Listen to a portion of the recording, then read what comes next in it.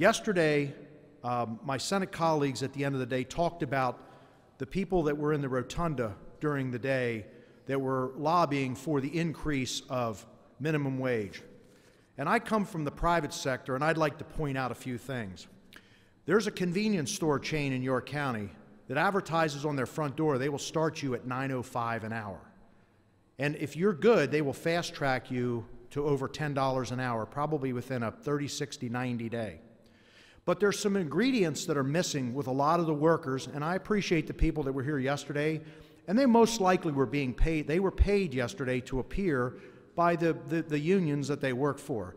And I'd like to point out that I did notice some T-shirts from the liquor union, and I'd like to point out that I think Wendell Young makes somewhere in the neighborhood of $300,000, so I'm just curious how their wages are working out with his wages.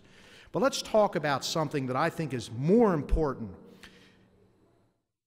There are a lot of jobs out there in the market. I talked to someone in my company yesterday. They called me, one of my managers. She called a roofing company, and she needed a roof replaced on her home. The roofing company said, we're not taking any more jobs, and it's early in the roofing season, and she asked why. They responded that they couldn't find workers. So the workers that are down here in the hallways looking for work, I'd be happy to give them some numbers of employers in York that would probably pay wages somewhere between $12 and $15 an hour. But there are a couple things required. Number one, you would have to have an alarm clock, and you would have to be able to get out of bed. You would be able to have to pass a drug test, and you would have to have some work ethic. And this is a problem, and it is all over this country. I have a friend that has fast food restaurants. Periodically, I don't go into fast food restaurants every now and then, but maybe I'll stop for a coffee.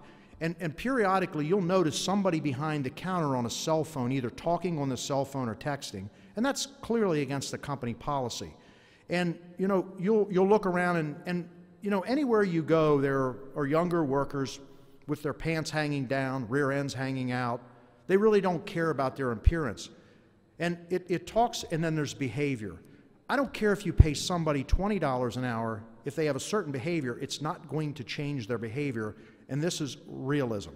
The other problem we have is that we have given out so many government benefits over the last 5 years that we have more people riding the wagon than pulling the wagon.